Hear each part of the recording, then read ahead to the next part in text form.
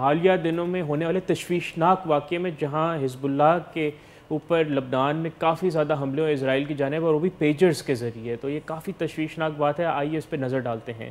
آج ہم ایک انتہائی اہم اور تشویشناک موضوع پر بات کریں گے. اسرائیل اور حزب اللہ کے درمیان کشیدگی نے ایک نیا خطرناک موڑ اختیار کر لیا ہے. 21 ستمبر 2024 کو اسرائیلی فضائیہ نے لبنان پر شدید حملے کیے، جس سے صورتحال مزید سنگین ہو گئی ہے. یہ حملے اس وقت ہوئے ہیں جب پورا خطہ پہلے سے ہی کشیدگی کی لپیٹ میں تھا. ناظرین یہ حملے بالکل اس وقت کیے گئے جب حزب اللہ کے سربراہ حسن نصر اللہ اپنی پہلی تقریر کر رہے تھے. یہ تقریر ان 2 دنوں کے حملوں کے بعد تھی جس میں لبنان بھر میں پیجرز اور واکی ٹاکی کے ریڈیو پھاڑے گئے. اسرائیلی جنگی طیارے بیروت کے اوپر سے کم ارتقاء پر اڑتے ہوئے گزرے اور 2 بار سونک بوم پیدا کیا. یہ ایک واضح پیغام تھا کہ اسرائیل کسی بھی وقت حملہ کر سکتا ہے. ان حملوں میں لبنانی شہری اور حزب اللہ کے ممبران سمیت کم از کم 2 بچے بھی شہید ہوئے. اب تک کی رپورٹس کے مطابق تقریباً 45 افراد شہید ہو چکے ہیں اور تقریباً 3000 افراد زخمی ہو چکے ہیں. یہ اعداد و شمار بتاتے ہیں کہ یہ حملہ کتنے وسیع پیمانے پر کیا گیا تھا. 8 اکتوبر سے اب تک جب سے حزب اللہ اور اسرائیل کے درمیان سرحد پر حملے شروع ہوئے، 600 سے زائد افراد ہلاک ہو چکے ہیں، جن میں 100 سے زائد شہری شامل ہیں.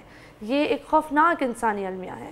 ناظرین، حسن نصر اللہ نے اپنی تقریر میں ان حملوں کو بڑا دہشت گردانہ آپریشن، نسل کشی اور قتل عام کا عمل قرار دیا. انہوں نے تسلیم کیا کہ یہ ایک بڑا دھچکا تھا جو مزاحمت کی تاریخ میں پہلی بار ہوا ہے. اس بیان سے یہی سمجھ آتا ہے کہ حزب اللہ کو کتنا بڑا نقصان پہنچا ہے.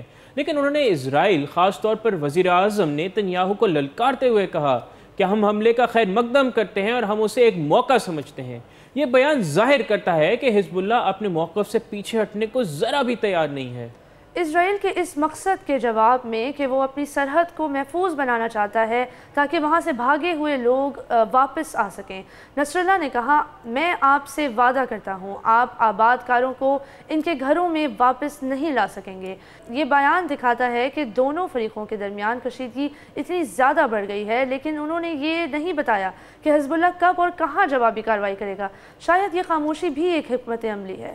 ناظرین، حزب اللہ کے قریب سمجھے جانے والے لبنانی سیاسی تجزیہ کار قاسم قصیر نے الجزیرہ کو بتایا کہ جواب تدریجی بڑھتا ہوا اور تکلیف دہ ہوگا.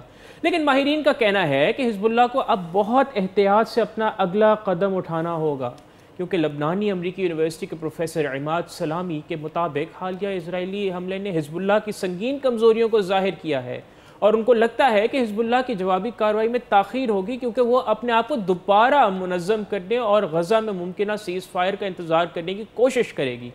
یہ واضح ہے کہ اسرائیل اور حزب اللہ کے درمیان ٹیکنالوجی کا فرق بہت زیادہ ہے.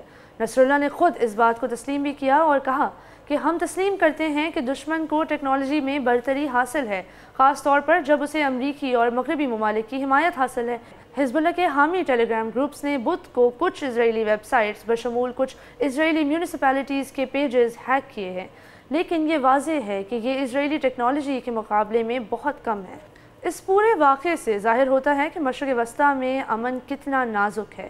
بیروت کے سینٹ جوزف یونیورسٹی کے پروفیسر کا کہنا تھا کہ ہم ایک نیٹ فلکس سیریز یا ڈسٹوپیا میں رہتے ہوئے محسوس کر رہے ہیں. یہ مشرق وسطیٰ میں جنگ کی تاریخ میں بے مثال ہے اور ہم نے بہت سارے المناک واقعات دیکھے ہیں.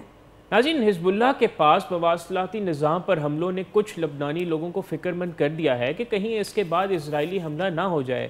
حالانکہ تجزیہ کاروں کا خیال ہے کہ فوری طور پر حملے کا امکان نہیں ہے، لیکن اس کا مطلب یہ نہیں ہے کہ اسرائیل ایران کی حمایت یافتہ حزب اللہ کے خلاف اپنی جارحیت نہیں بڑھائے گا. یہ صورتحال بتاتی ہے کہ خطے میں کشیدگی کتنی زیادہ ہے. گلوبل گارڈین رسک مینجمنٹ فرم کا کہنا ہے کہ پیجر حملوں نے حزب اللہ کو ایک بہت واضح پیغام دیا ہے، لیکن انہوں نے یہ بھی کہا ہے کہ اس حملے سے اسرائیل اپنا مقصد حاصل نہیں کر سکتا.